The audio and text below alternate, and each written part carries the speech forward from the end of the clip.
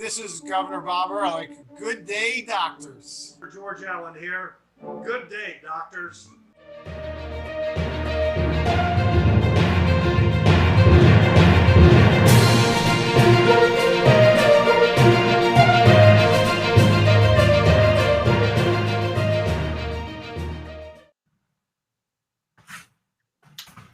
All right, it's a New Year's. All right.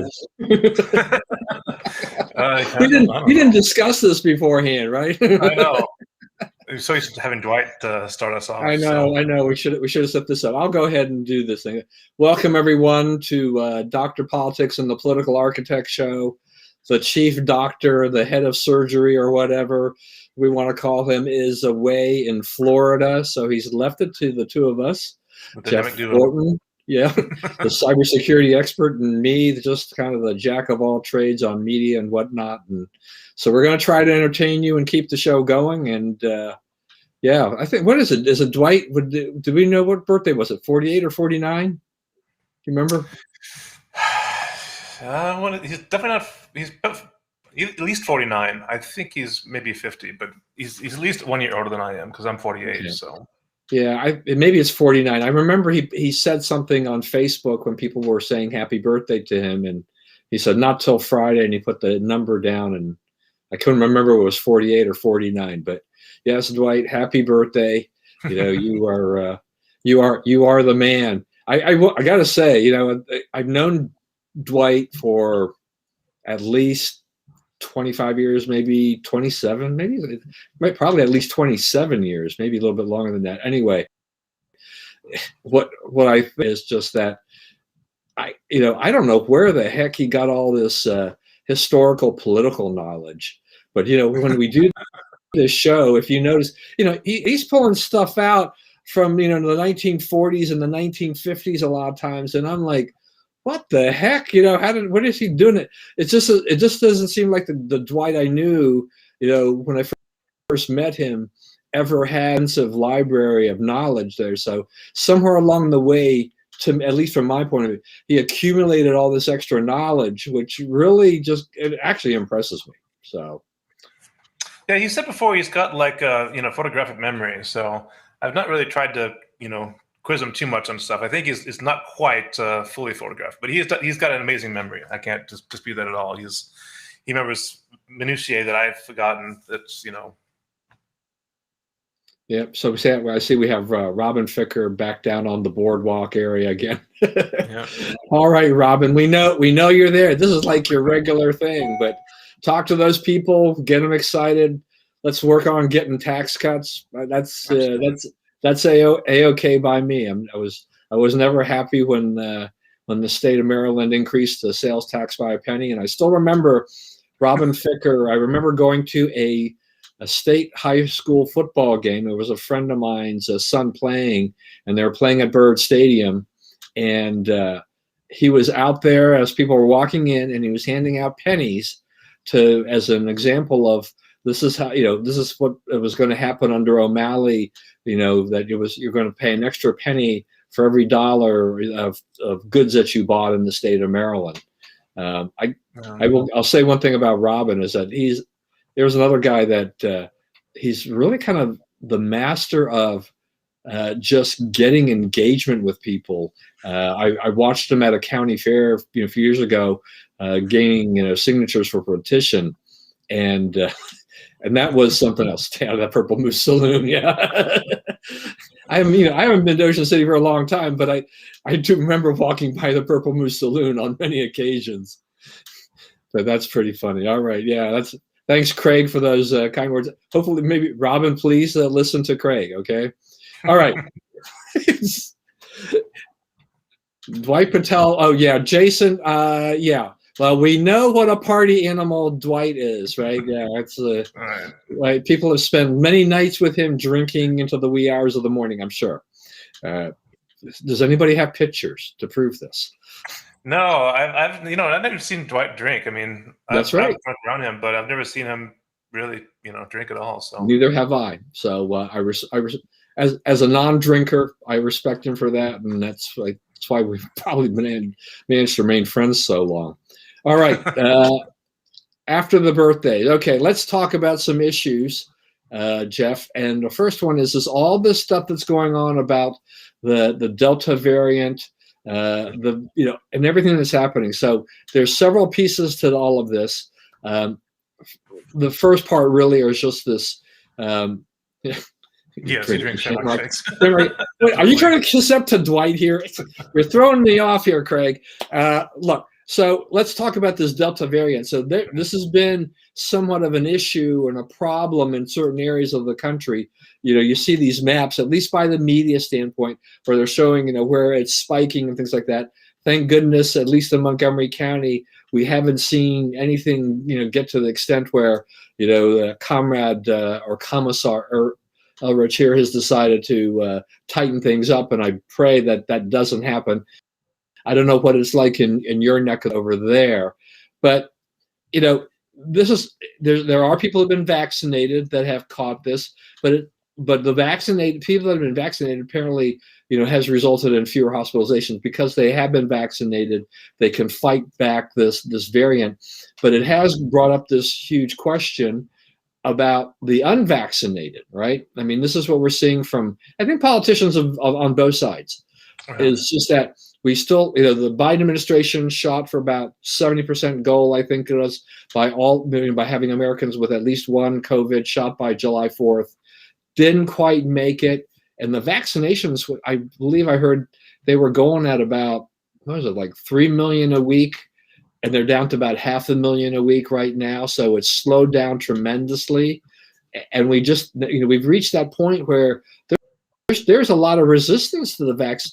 But now with mask mandates coming back, things are kind of bubbling up here now. There's a lot of consternation going on here. I mean, what are your thoughts about all this, Jeff?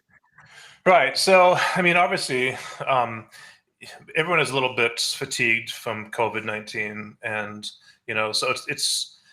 I think we almost overprepared in some regards for COVID-19, but I'm of the mindset, as probably some others are, not necessarily majority, but that it's better to overprepare and be underaffected than underprepare and be overaffected. So I think the goal for COVID-19 was to ensure that we had the resources and the infrastructure to deal with people that got infected. So yes, we obviously want to keep people from being infected as much as possible, but more so, we knew that some infections were going to be almost inevitable. I mean, when you have any kinds of airborne virus contagions, it's going to be spreading. So I think the concern was that we didn't want to overwhelm the hospitals, the other care centers that were necessary to give advanced healthcare measures to people that had severe respiratory issues.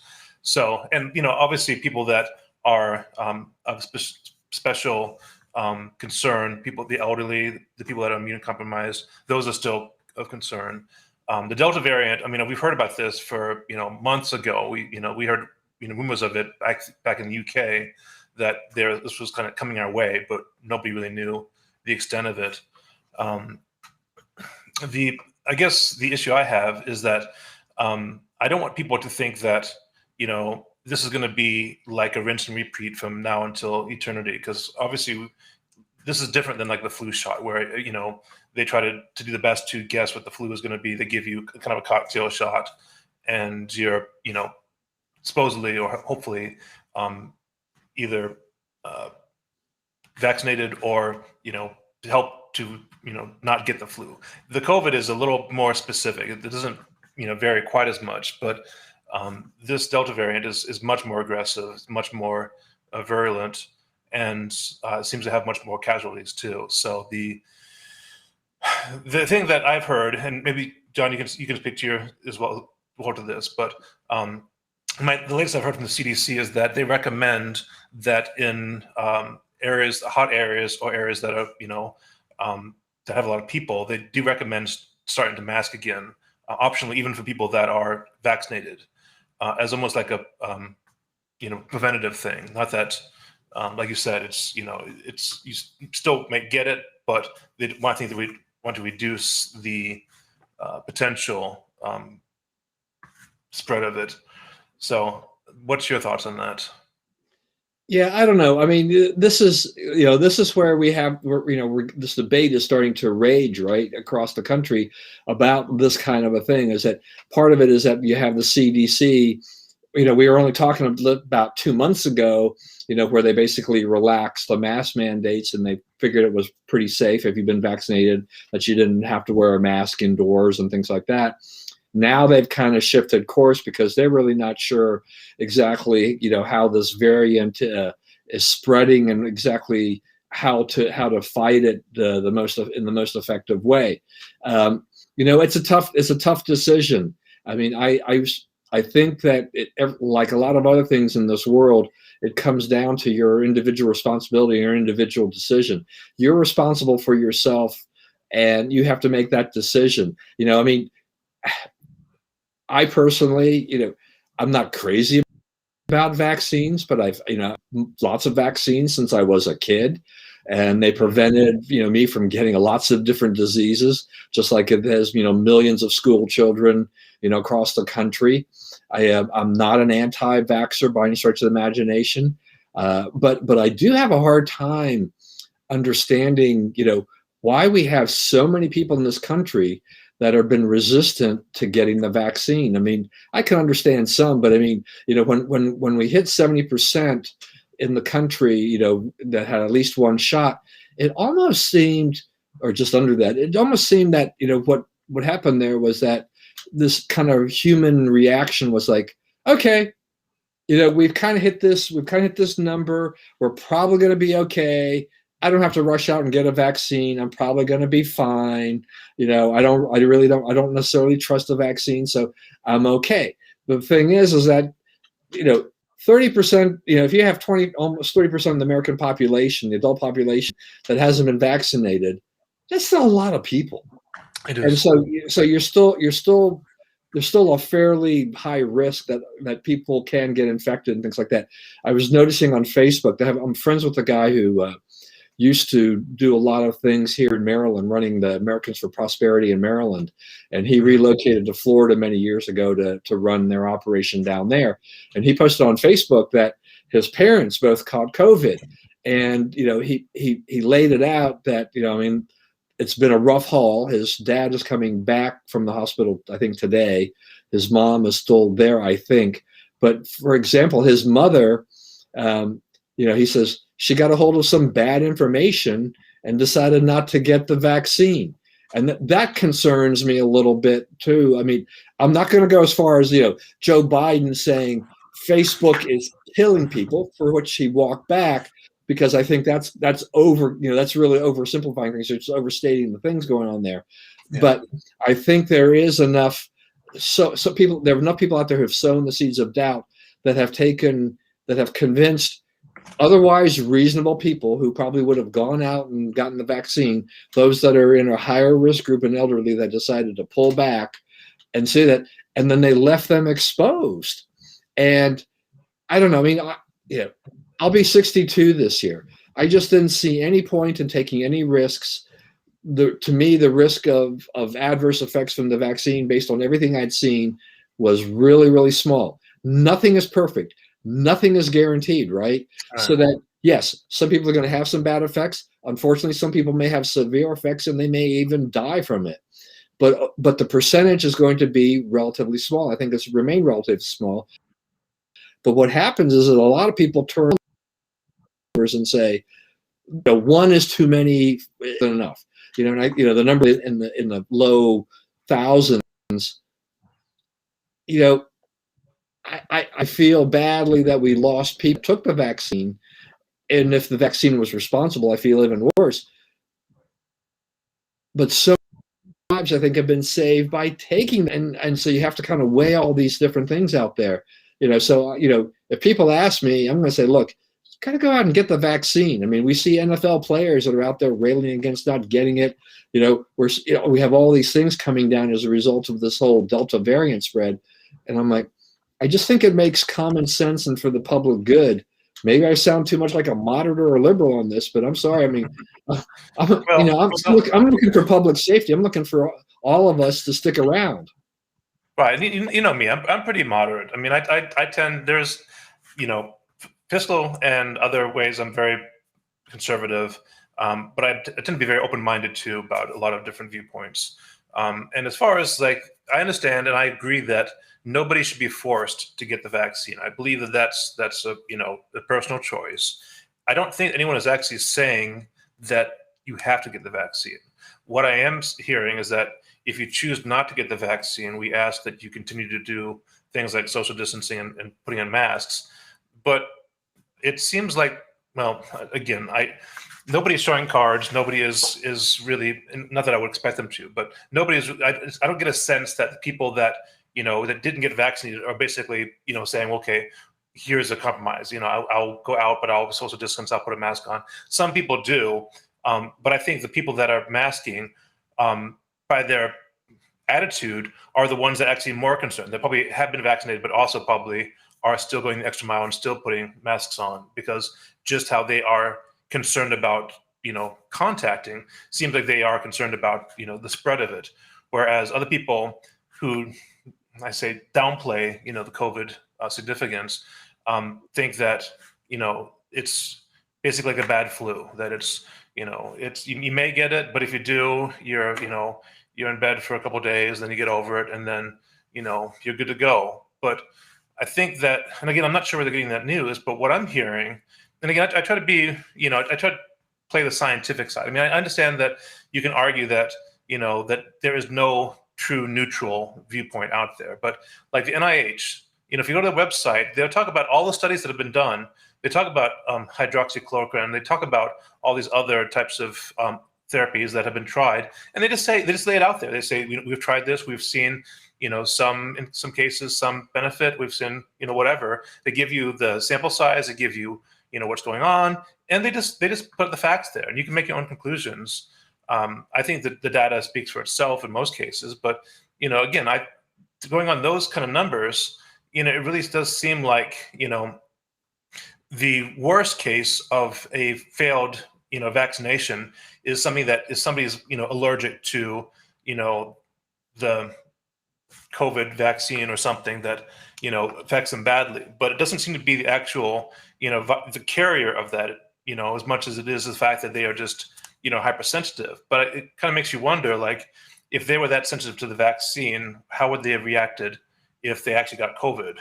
It's obviously all speculation, I can't say, but it seems like the few cases where somebody has an adverse reaction, it's kind of like the whole that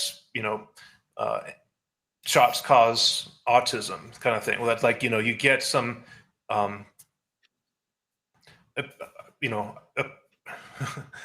some stories that basically are apocryphal that may or may not have really occurred, and you kind of just build on that, and so you build this fear that, like, well, it may happen, but I know if I don't take it, it's not going to happen. And so you basically say, I don't want to be, I may catch COVID, which is a chance, but if I get a vaccine, I know that's 100% chance of getting the shot, and that may have some effect. So they rather play the odds that they won't get a natural airborne contagion, as opposed to the surety of getting a shot that may have some much smaller chance of affecting them adversely. And it's difficult when you deal with people on that fear level, because I think that's what people are playing off of, is that there is, if you look at the numbers, there really is no risk that's worth worrying about. That's like saying, if you worry about that level of risk, don't cross the street, don't drive a car. There's higher levels of risk just being out and about than there are from taking the COVID shot. But again, just how we are as creatures, we get that reptilian brain that starts to fear these things we don't understand. And admittedly, these vaccines came out of nowhere. It's like, who knows? These scientists suddenly came up with it. Like, are they good scientists, bad scientists? I don't know. I mean, I don't know them personally, so I'm just trusting in the science that somebody knows what they're doing. But again, it's the big unknown. I don't know how effective it is. It could be, some weird component that I'm just letting them inject in me. There's always that chance. And if you start thinking in terms of, like, if your circle of friends and your how you get your information talks about these conspiracies, talks about QAnon and all these things that really breed these concerns and these conspiracies, then you really start thinking, hey, there may be a chance that there is some truth to this, because how can you disprove it? So, right. I mean, I mean, you're mentioning the flu. I mean, that's one of the other things about the whole, COVID thing too, is that, we saw flu cases drop precipitously last year. So it's almost as if COVID kind of, because it is a virus, has a lot of the same properties. but do you think it's that, or do you think it's because we actually did the social distancing and actually we're doing the kind of precautions that would cause the flu to not spread as much, just because we are more like washing hands more regularly, being more conscious about what we touch, who we come in contact with? I mean, those are the normal social behaviors that would normally reduce a spread of a flu anyway, don't you think? Yeah, I mean, I think that plays a part in it too. But I mean, it is some kind of, it is a virus, and you said, we get this cocktail. I'd like to get this cocktail as doctor. They try to figure out what's it going to be this year. We're going to give you a shot that we hope will defeat it. They can be right, they can be wrong. There's a lot of guesswork involved in that whole thing. But so we saw things happen. So I wonder too whether 6,000 or whatever the numbers of people who died, supposedly died as a result of getting the COVID shot. But people have died from getting shots before and having adverse reactions for a lot of things. I wouldn't be surprised if we looked at people who may have died after getting a flu shot for whatever reason, that if the numbers weren't similar or even greater than that. So I don't blame COVID shots for, unnecessarily ramping up the death rate, and trying to give the anti-vaxxers some kind of platform to say, this is a bad deal. Now, it's interesting how you said, in terms of, was it good science or bad science? We don't know where where this whole, the vaccine came from. I mean, there's a lot of truth to that. That goes back to, the Trump administration, getting this thing pushed through at a record rate, and he never really got credit for doing so. I mean, the country was, in a crisis situation with COVID, and he, Trump, even though I'm not convinced he's really a true conservative Republican overall through and through, he did follow through and with at least his business instincts, and he was big on cutting red tape, because that's one of the things about getting drugs to market, is there's a lot of red tape. It takes years of development and testing and approval, and he basically said, we're going to fast track these things because we need this thing now. And yet you had, going even over to the vice presidential debate, with Senator Kamala Harris, when she was asked about getting the shot, she was like, if doctors, if scientists say, this is a good thing to take, then I will take it. If it's Donald Trump saying I need to take it, I'm not going to take it. And that was kind of Joe Biden's. So they were politicizing this thing, saying like, if Trump puts his effort behind this thing, this is the Trump vaccine, I can't trust it. But if the doctors and and medical professionals say it's okay, I'll trust them. Now they're in a situation which I think is interesting, because here you have now Kamala Harris is the vice president, Joe Biden is the president. There was a heck of a lot of criticism from the Democrats last year and the media about how Trump handled the whole coronavirus COVID-19 situation. Some of it was deserved, but a lot of it wasn't. Now they're facing a situation where they were riding high for the first little while as people were getting vaccinated and cases were going down. We can start to return to a little bit of normalcy and things like that. Now we're there's a pall been cast over everything, because you've got Los Angeles, you've got New Orleans, you've got a lot of other cities and localities saying we're putting indoor mask mandates are back. Disney World in Florida says you have to wear a mask indoors. So this is starting to look a little bit like last year again, or earlier this year. Mm-hmm. And now you're the Democrats, and you're like, we threw all this stuff at Trump and said, you're responsible for all of this, or tried to make him seem as responsible.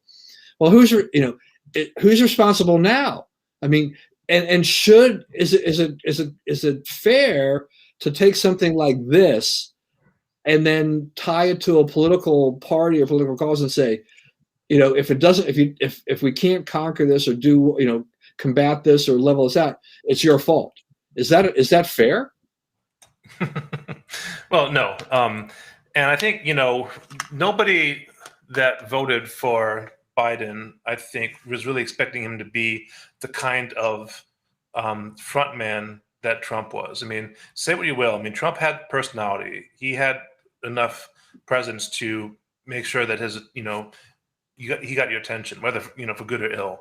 Biden, on the other hand, doesn't really have that same kind of commanding presence. I mean, yes, he's made announcements, but they've seemed pretty weak showings in my estimation.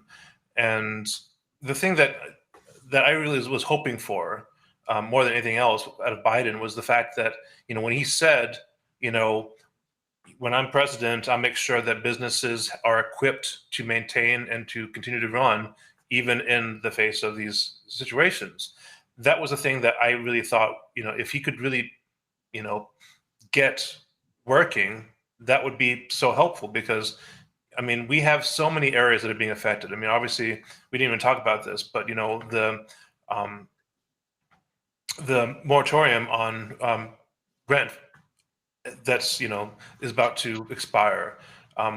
That's a ticking time bomb. If we have to have, we talked about this before on the show that so many restaurants and other shops have closed down. I didn't realize it, but where I bought my Nissan, that dealership closed down just recently. So, I mean, a lot of businesses, big and small, have been affected by this. And if we continue to go through cycles where, we've got to reduce occupancy on buildings and, continue to,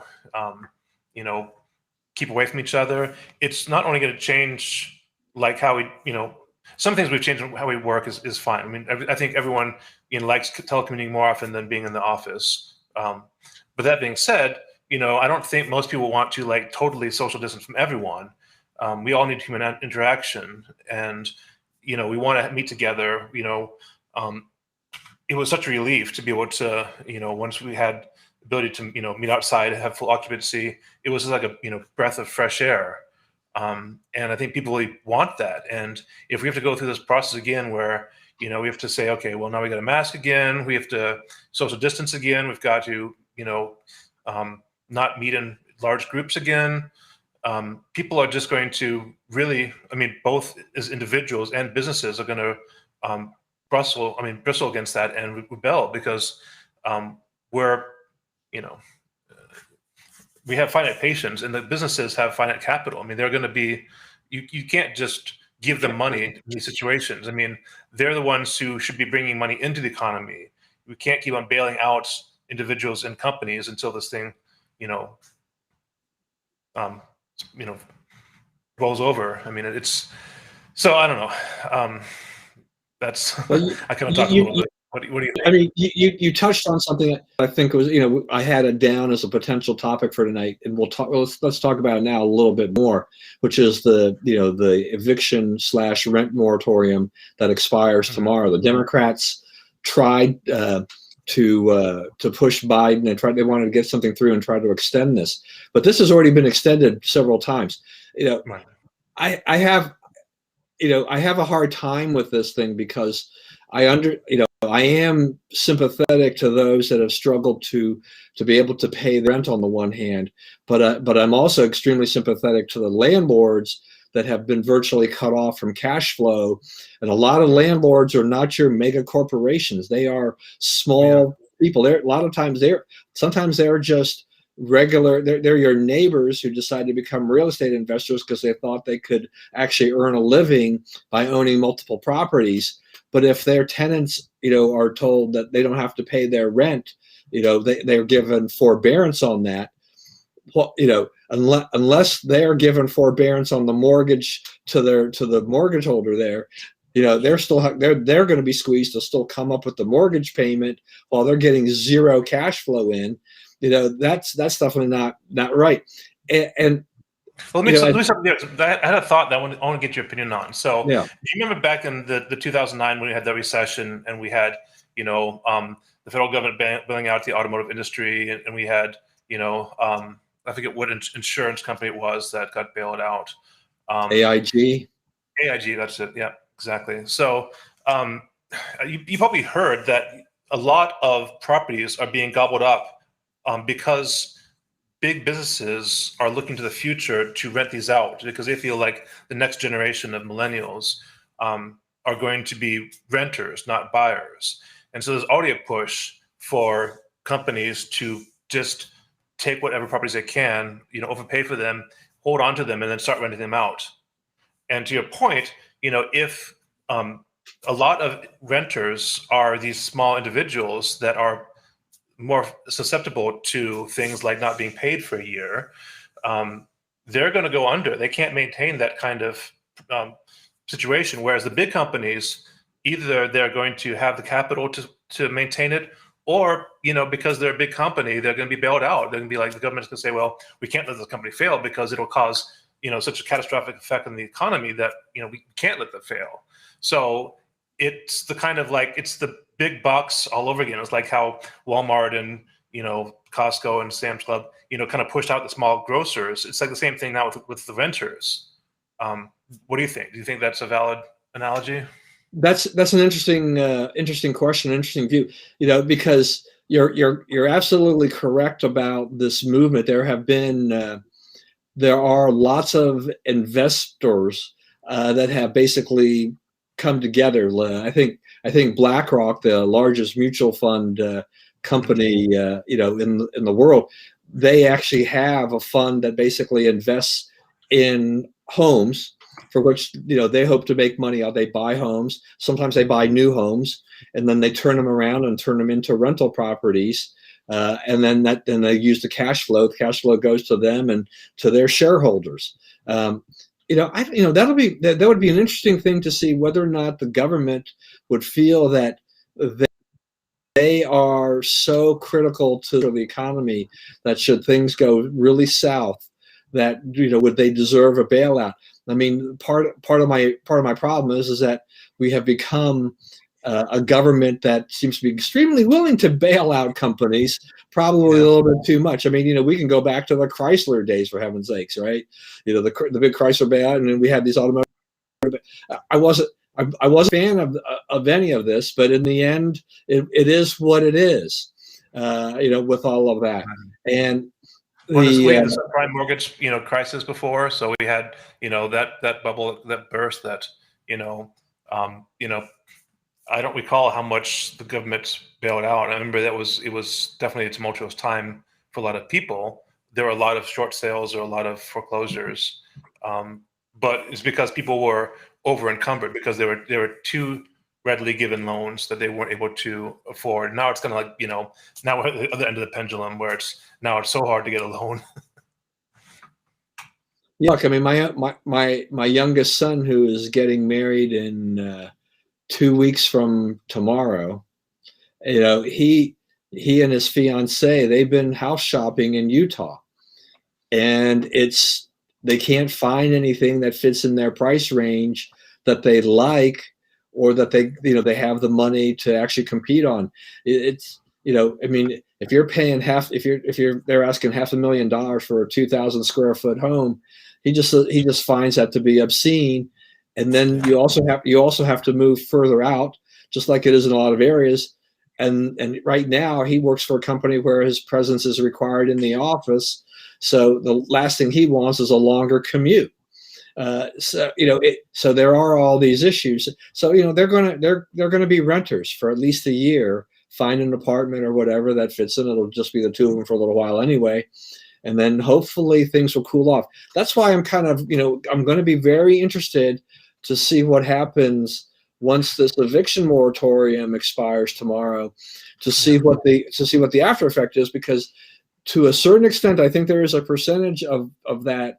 What happens is that things will start to shake out a little bit. I mean, if you're not being forced to pay a mortgage and you're staying in a house that might have been foreclosed on or flipped before, had to be sold before, there's inventory that's not going out there. I don't want to see anybody go homeless, but I also think there's a large number of these people that are under this eviction moratorium that have taken into the situation, that had no intention whatsoever of actually catching up on their mortgage. They've been using the money for other purposes in the meantime. This country, as great as it is, we have encouraged a lot of bad financial on the part of lenders and borrowers. People like it. I have a big pet peeve with Americans as in general, is that their inability future and to start saving money as soon as you can, as soon as you're able to save money in your adulthood. Okay, I mean, and I'm saying this as a guy who, when I was 18 years old, I was putting money in an IRA because I wasn't sure what I was going to be doing for a living, but I thought it'd be a good idea to start socking money away for retirement until I had a better idea what's going on. And how has the world changed? Because my father, like a lot of Americans of his generation and other generations, he worked for the Federal Reserve. He had a pension. He had a defined benefit, right? The GM workers, they had a defined benefit. All the auto workers, a lot of other people, a lot of other industries, IBM workers. Back, I think, starting in the 80s and 90s, that started to shift to defined contribution, to where the 401ks and the IRA, all those kinds of things started to come into vogue, because companies realized is that pension liabilities were killing them. They couldn't afford them. People were living longer. The healthcare part of it, all these things like this, that was becoming a huge liability that they were struggling to fund for the number of years. So I'm on my own, right? You're probably on your own. I mean, you're right in terms of like that. Dwight probably. It's tough. I mean, to do like a self-directed retirement as opposed. I mean, it'd be one thing is like, okay, we know, we look at our paycheck and we know that a fourth of it is going out for between federal, state, Social Security, Medicare. We've got all these things coming out, so we know that money is just not going to be there for us. We don't really consider the rest of it we consider to be ours. We don't consider well, let's take another tenth of that off and just put it into, before we even see the money, put it into its retirement fund. I mean, we're not, Americans as a whole don't have that kind of fiscal responsibility to just say, I'm going to, pay myself before anyone else. And I think they misuse that term. It's like, I'm going to pay myself to have fun. I'm going to, take the money that, I think I deserve. And, I haven't gone out to eat in, months. So we're going to have a nice dinner, which, yeah, I mean, I understand, you got to live life, but at the same point, a year from now, when you look back and say, what did I, where did I go forward? Did I move forward at all in my life, as far as my dreams, my goals, whatever? I hate to say it, but money is part of the scorekeeping of if you're able to accumulate some wealth, have some savings, then that gives you opportunities. It by itself is not the answer, but it just like having skills, it opens doors. If you have the money, then you can do things like, negotiate on payments or negotiate on things you want. Or, if for some reason, you can't get a great rate on something because you had to, foreclose on a home or something, if you still have the cash, then you still have money to buy things. Whereas, if you had to deal on credit, you're paying now a premium for that. So people don't realize how much being ahead of the curve is a game changer, because, living paycheck to paycheck, paying off credit cards every month, you pay. I mean, I'm trying to get out myself. I mean, I'm paying, probably a fourth of my paycheck is just, interest on credit cards. That's not getting me anywhere. I mean, I'm trying to be aggressive about paying it, but I look at that, I'm like, how did I get myself in this situation? And of course I know, I saw something I wanted and I was like, oh, that's the next toy. It's the next iPad, the next whatever. I got to have it. It's, it makes me feel good. But then now I have to pay for that, over time. And now I look back and say, well, no, I can't do this because what money I would have had, if I'd saved up, now I'm using to pay for the stuff I wanted immediately. So it's, right. I'm very proud that you actually were able to put an IRA. That's not many people do that. Yeah, I realized that. I mean, I used to try, when I was running AIM and doing things like this, I was trying to preach these types of things to my staff, for which they were largely ignored for the most part. Even when I set up a 403 plan, which is a nonprofit version of the 401k, I hardly had any takers. And I'm just like, you This is free money. if you work for a nonprofit, the thing is that I realize the pay is never really going to be great in most cases, though I know some nonprofits that pay awfully well, so, and I don't donate to those guys. It's like I don't need to feather Corporations their nonprofit, but the individuals get well but compensated. it always just it irked me, it stunned me, whatever, that people wouldn't even take. I tried to even entice them by saying, we're going to give you 100% match for the first X amount of dollars. Right. That's found money, right? You don't have to do anything. You throw $20 a paycheck in, you're $20. You now doubled your money without having to do much of anything. You tell me you can't live without $20. You're going to have 40, and then every time you do that, you're doubling your money. We cut it back eventually because we couldn't afford to do that. But I was trying to incentivize. When I realized the incentives really weren't working, I'm just like, I threw my hands up and we cut back the incentives. But it's amazing, how people respond. You're a smart enough guy. You understand there was an opportunity cost, for you. You decided, and you're seeing that now, is that you decided that you wanted to get these things. You put them on your card, and now you're paying the interest for it, which means is that you're not able to do certain other things. Right. My youngest son, who's about to get married, is probably like you in a lot of ways, or like a lot of Americans. He will not fully disclose to us exactly what's going on with his credit cards, right? Mm-hmm.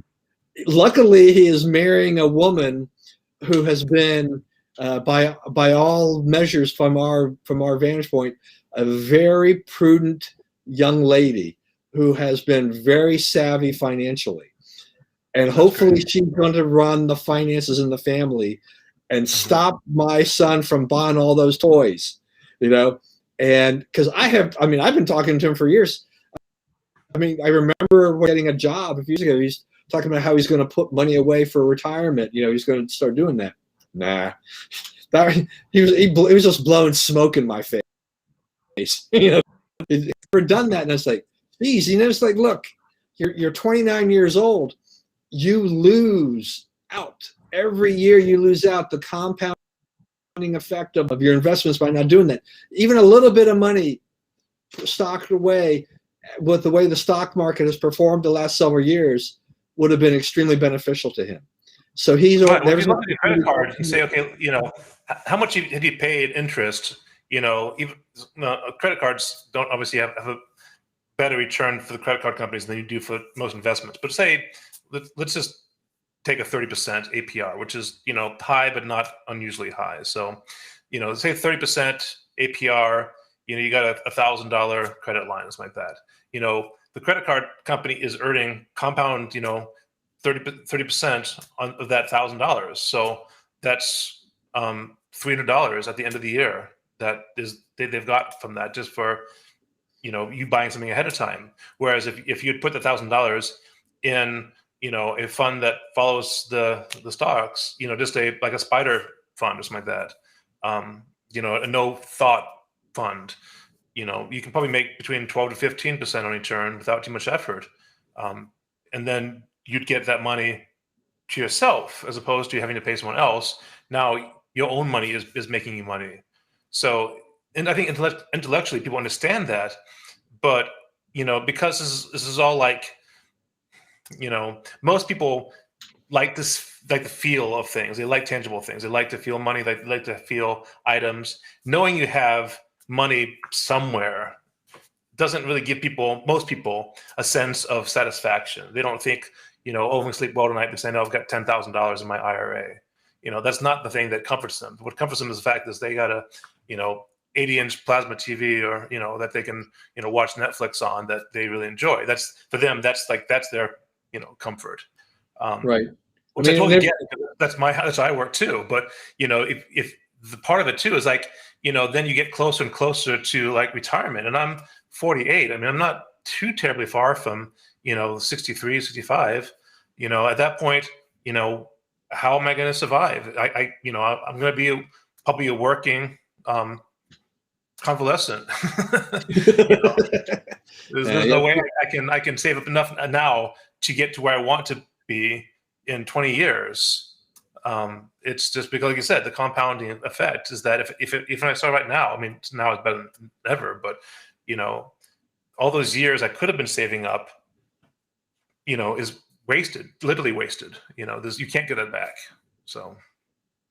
Yeah, I mean, I felt fortunate that when I got married, I had saved some money. So, I actually had assets when I got married, and I had a father who was extremely generous, and he bought a house and then rented the house to us at only a percentage of what he was paying on the mortgage until he gifted us the house eventually. After he had, I think, just about paid off the mortgage, and he that was the thing that my father did. That was a great thing, a great blessing to my family, was that he used his resources from his salary and his pension and whatever, to basically put it into things like that.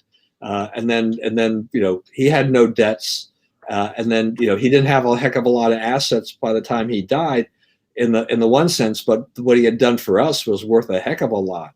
I could never repay the debt that I owed to my father for all the things that he did for us financially, of just kind of helping us along the way to give us firmer footing so that we can go and turn around and help others along the way. But, part of the problem too, and we're going to move on here because we're running out of time, but it's been a great discussion, I think.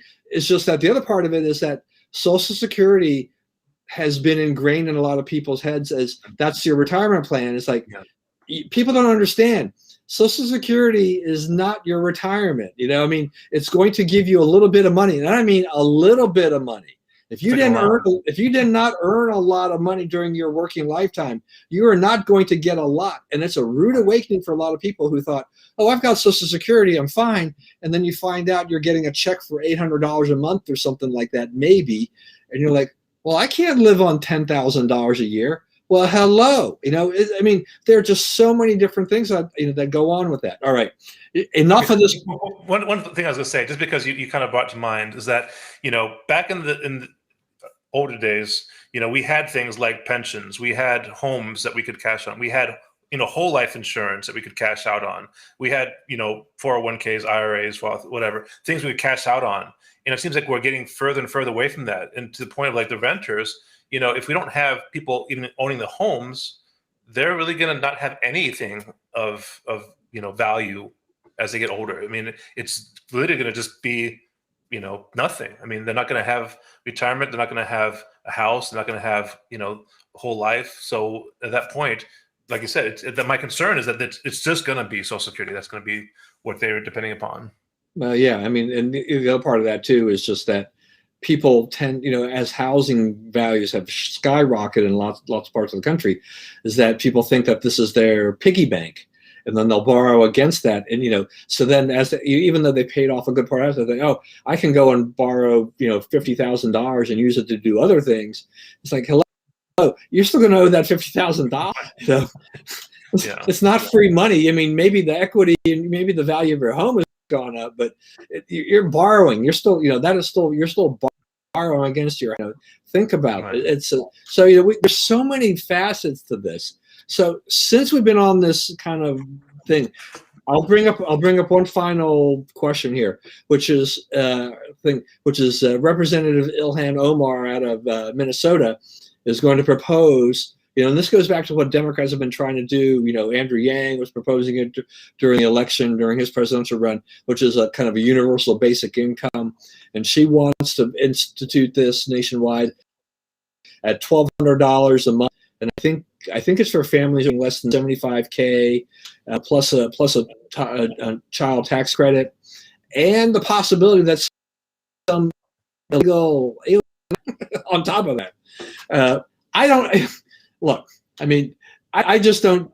Where's the money coming from? What good is this going to do by providing this safety net?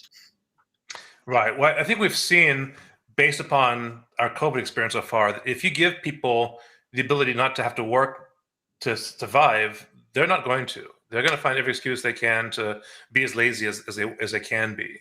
I get it. It's just human nature. But unless you really cause some level of discomfort, and again, I don't want to sound like I'm harsh about this, because I really do understand that a lot of people can't work the way that they want to. But a lot of people see a situation, they're like, well, I can work for $13 an hour, or I can get unemployment insurance for $12 an hour, which close enough. I can make the difference up, or something that, and if they get all these benefits for not working and living below a certain income level, it's almost like it encourages that behavior. And it's kind of like goes back to the investment. It's like, you got to have people see like the long games. Like, yes, you can live and survive, but do you want to prosper? And a lot of people don't understand what prosperity is. And understanding what gets you there requires vision. And unfortunately, a lot of people just don't have that. They don't have the ability to say, okay, my job here sucks, but how do I transition from here to a better environment? So I am all for providing welfare to people who cannot, that have mental issues, that have physical disabilities. But I'm also for, like, I want to provide education services and ability to people to be retrained and to get out of their situation into a situation which is going to ultimately benefit them and the country. If they become an active like taxpayer, it really benefits everyone. So yeah, well, no, I mean, you remember the old workfare days. I mean, Republicans proposed workfare, and liberals is like, wait a minute, it's like, you want to actually get people who are healthy, able-bodied individuals who are to actually do a little bit of work to earn their payment. How could you? You're cruel. You're mean. It's like, this is good for the people. I mean, this part of this thing is just like Americans are not taught really enough or anything about self-reliance. If you need to, talking about pull yourself up from your own bootstraps. I mean, there are people who have not really lived through a lot of things that the people lived through during the Depression and other times, during war times when there's some pretty tough times. But a lot of people, those people didn't complain. They found a way to make something for themselves. They worked hard, they scraped. But look, Americans, human nature. There's a lot of lazy Americans, and I'll throw myself into that mix. That the older I've gotten, the lazier I've gotten about certain things. I was thinking today, it's like, why did I ever go to the office? Right. I did enjoy that, but I can't see myself at my cranky age ever going back to an office of any kind, even if they paid me a lot of money, which they're probably not likely to do. I just don't know that I would want to do that anymore. But then there's bring back the draft. Good, yeah. Look, that's something people know nothing about. The young Americans. I'm at that age, so I'm good. Yeah, my sons had to register for the draft. Not that, though we knew that nothing was ever going to transpire as a result of that. But we joke about it. But you've seen the show Starship Troopers. I mean, again, totally fanciful, and I don't want to ever be like a citizen as opposed to like just a normal I don't know what the other term they used was, but basically, but everyone should have to deal with like some civic duty. I think instilling a sense of civic responsibility is great, because people need to understand their place in society, not like place like, again, I'm not saying people need to be put in their place, but they understand how they interact, how they're part of the big picture, how they, whether as an employee, an employer, whatever they do, how it can affect the whole country, and kind of feel that sense of perspective. Because I know, I mean, I learned about history. I went to Annapolis, I remember, once as a field trip, but I never got a sense of like, this is my country, this is my heritage, this is what I can do to keep the spirit alive of democracy and free thought and whatever. It's like those principles were never really instilled in me. And I think to Craig's point, it's like if people had to deal with like being in the military, they understand like that service, that yes, it's hard. Yes, it's grueling, but there is great pride in serving, and there's great rewards in serving, whether it's in the Army, Navy, whatever, armed forces, or just serving humanitarian wise. I mean, all these things are not easy things to do, but everyone who's ever served, I think, can attest the fact that these have been very rewarding and very meaningful exercises. Absolutely. All right. Well, we've hit the 5-minute mark, so we might as well start our final thoughts wrap up and end the show on time. Right. When was the last time we did that? All right. So I'll let you start, Jeff, with any final thoughts. We've had a lot of good discussion, but there's other things probably on your mind. Yeah, I don't know. This week has been kind of crazy for me because I've just been working a lot, so I've not really checked the news. I think it's interesting. I mean, I probably am not the typical Republican in the sense that I love late night comedy. I love John Oliver. I love I can't think of the guy now. Another late night guy who does all these impressions and stuff. Even though they are admittedly quite leftist leaning, a lot of the issues they bring out are legitimately, good issues. And I think John, oh yeah, get a paycheck too. Very good. Yeah. I think John Oliver especially has a way of putting issues in a way that makes sense, that in a viewpoint that I never thought about before. Because, for example, one of his shows talked about repatriation, not repatriation, reparations, which, I always thought reparations was about slavery and about, that, we had to basically give people that we've wronged generations ago something to kind of catch up to what we've, taken from them. I didn't actually realize that there's a lot of actually recent inequities that were we talked about housing. There were a lot of housing inequities that were in place that really caused a wealth divide between a lot of populations. So mostly it's people of color, but other types of immigrants and such, whether it's Chinese, Japanese, various others cultures too had to deal with this. And it's just, I don't think people understand that as much as we talk about like trying to make us lives better by investing in these things and doing these things, sometimes some people don't have the opportunities. Sometimes they're put in a situation where they just don't have the opportunities that we have, like to get a house at all, that their only choice is to live in a place that they really don't want to live in, that has no sense of pride, that they have no sense of ownership. And for me, it's just, it kind of opens my eyes a little bit that, sometimes, we hear these terms sometimes and we think about, well, this is just a liberal cause. People just, whining because, they want to get a free paycheck or something. But, there are sometimes real issues behind these things that are legitimate issues. And regardless of, one person's viewpoint versus another person, as far as, where the level is, I think there's always good meeting in the middle of like understanding where people come from, because a lot of times I certainly didn't understand, and I don't have many friends that have gone through these situations that I can really talk to and say, hey, what was life like for you? But I think that understanding that, I think, does a lot to cross these divides that I think we kind of put up, where we feel like, why are these people protesting? Why are they complaining? What's so bad about their life that, they have to feel like they have to protest so hard, and we just don't, that's not the world we live in, most of us. So sometimes it's good to be reminded that there are people that, that have suffered, that are dealing with the effects of that.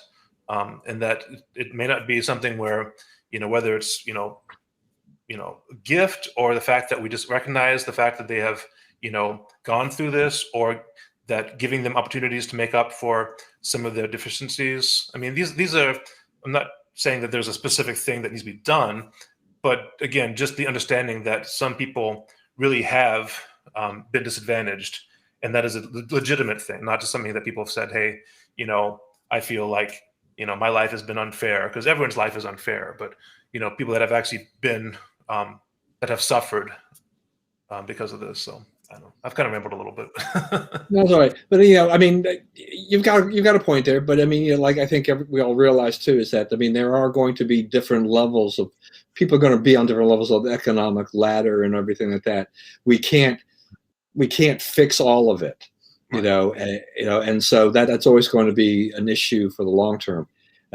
For me, in final thoughts, I guess there's a couple of things. One are the Olympics, which I haven't watched 1 minute of, partially because I cut my cable to save money at the beginning of the month. And I haven't even bothered to watch any of the replays or anything like that. I do want to congratulate Team USA for the job that they've done so far. I know there's been a lot of controversy over the gymnast Simone Biles from the right. I think you have to take a step back a little bit. This is a tricky situation when athletes start talking about mental health. I don't want to go down a rabbit hole with this, and just have a knee-jerk reaction and blame her for using this as an excuse to bow out.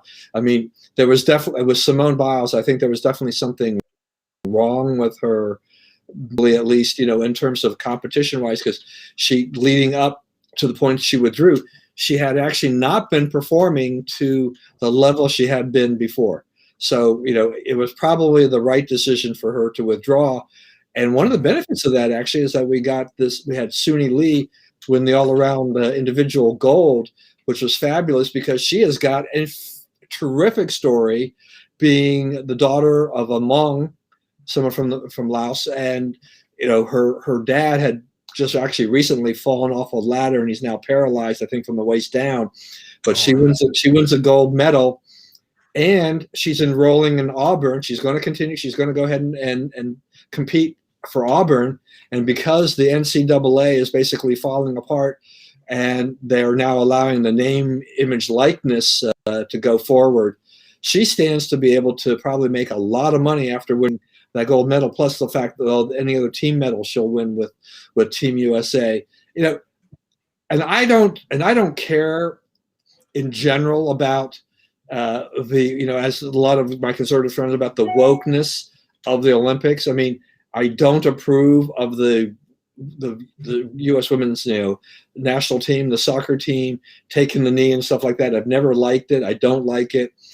But I'm not going to try to say their initial loss, ending their 44 game winning streak, was because they were woke. They're struggling for lots of reasons. I think they're moving on, so they're doing okay. They're not dominating, so they still have a chance at a medal. And the Olympics should be a time for Americans to come together and talk about the USA. Right? Root for the USA. Skip the politics, okay? Even the athletes, okay? I'm just going to them on the political front. Those people, if they fall down and fail, fine. Maybe I'll snicker at them in private or whatever. But I'm really all about the USA. We're neck and neck with, I think, the Chinese on the overall medal count. I hope we eke that out in the end. I don't know if we will, but congratulations to everybody, on Team USA for everything we've seen. We've seen some tremendous performances and changing of the guard in U.S. and women's swimming. Ledecky is not as dominant as she was before. So these are things that are happening in sports. The other thing, on a sadder note from baseball world, okay, today at 4 p.m. was the Major League Baseball trading deadline. And I'm trying to think about the fact that I've been watching Major League Baseball for about 50 years. And I don't have the photographic memory of Dwight Patel on politics, sports. But I don't recall a trading deadline quite as active as this one was, and particularly I think because the National. Probably I'm paying more attention now because the Washington Nationally involved. As of earlier this afternoon, I think they had traded eight players. They traded 8 players away. And they made ninth the ninth that's gone that wasn't officially reported yet. But they basically they've decimated their roster. They're getting a bunch of prospects. We don't know if those prospects will pan out. But if you're a Nationals fan, you're going to be thinking like, will the Nationals ever win more games than the Orioles going forward? That'll be kind of a toss-up.